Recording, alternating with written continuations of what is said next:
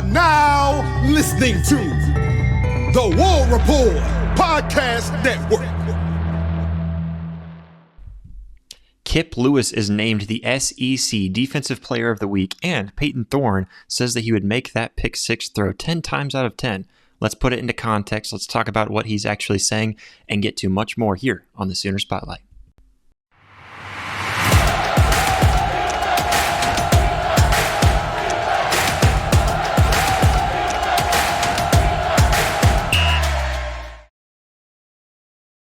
What's up, Sooner fans? Welcome into another special edition of Sooner Spotlight. We are going to talk about Kip Lewis getting the SEC Defensive Player of the Week and much more here. But first, go ahead and hit that like button, hit that subscribe button. If you want to know and stay up to date on everything about the podcast, make sure to follow me on X, formerly known as Twitter.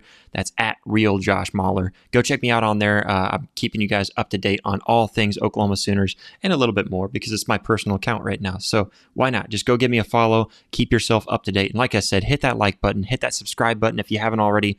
And please comment down below. Guess what? It is officially Texas Hate Week. We're going to be throwing those horns down because guess what? We get 2 weeks of Texas Hate Week. This rivalry could not be any better at this moment. So go ahead and drop your comments down in the section of your favorite Red River rivalry moment in all of history. I don't care when it is. But let's go ahead and get into it. First, talking about Kip Lewis and just giving him a big shout out because big time play, big time moment, and he comes up big for the Oklahoma Sooners. Without this pick six, I don't think Oklahoma wins the game, honestly. I really don't. I'm not sure that our offense has what it takes to get down into the end zone one more time if he doesn't make the pick, if he doesn't return it all the way to the house. So really big time moment, and it was huge. So first off, just giving him a shout out for getting named the SEC Defensive Player of the Week. This isn't just a Big 12 anymore. He's not being named a Big 12 Defensive Player of the Week. The SEC is known for their defense. They're known for their defensive standout players, their defensive playmakers, and he's now a part of one of those elite, and all because of this pick six. Really, that's a big part of it. Of course, he had a lot of big time moments throughout this game. I think he was one of the most consistent players in this entire Auburn game. So really awesome. And not only did he get this honor, but he also was named one of Kirk Herbstreit's top 7 players, named up there with guys like Jalen Milroe. There was others that were thrown in there, and this isn't just defensive players. This is offensive and defensive players across the entire nation.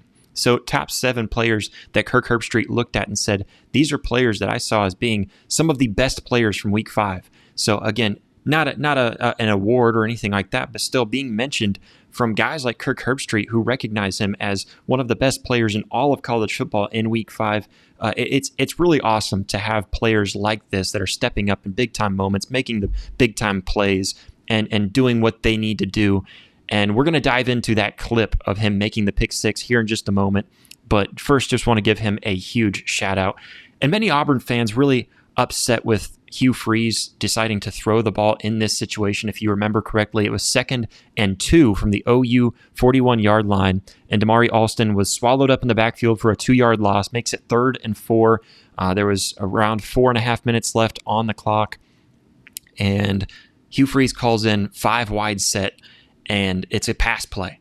Now, Oklahoma lines up, and they're going to line up and kind of give a little bit of a blitz look, and we'll dive into that in just a second. But I think, if you look at where they were on the field, right there in midfield, if you run the ball here and you give the ball to your best playmaker, number 27, Jarquez Hunter, and just give him the ball, let him make a move, let him make something happen, you possibly pick up the first down. Now, a lot of people were saying that because of the coverage that Oklahoma dropped into, that they wouldn't have been able to stop him.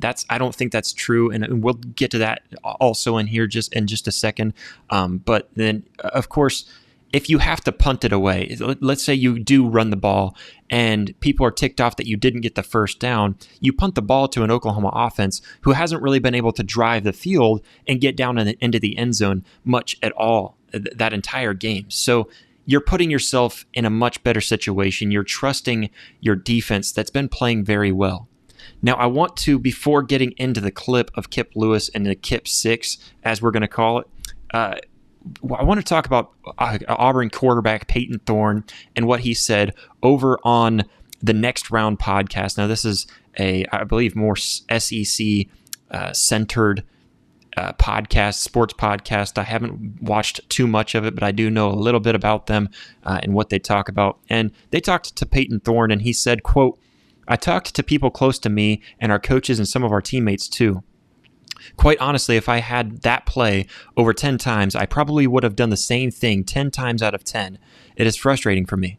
You look back on it and it sucks. However, I've got to give credit to them. They had the perfect call for what we were doing." Now, I think people are saying that he would have made that exact pass because he's just stubborn. I think some people are maybe taking this out of context. I think truly what Payton Thorne is saying is, if I'm put in that situation, I'm making that mistake 10 times out of 10 because of just how good Oklahoma's coverage was. That's in the context of everything around what he said in that entire, he goes on to explain what he sees and what happens around him, what caused him to throw the interception, and how Kip Lewis ends up with the ball.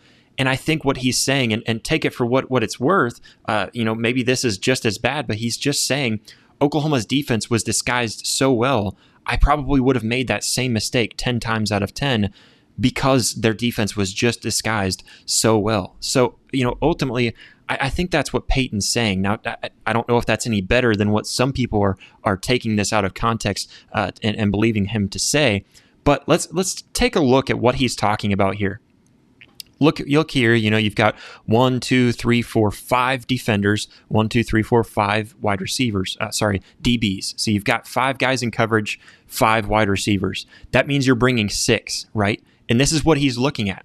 Pre-snap, you can watch Payton Thorne here on this play, pre-snap, looking around, seeing that there's 5 defenders in coverage, 6 guys lined up right there in the center. You've even got linebackers right there in the center, ready to bring that mid blitz. And right away, what does Oklahoma do?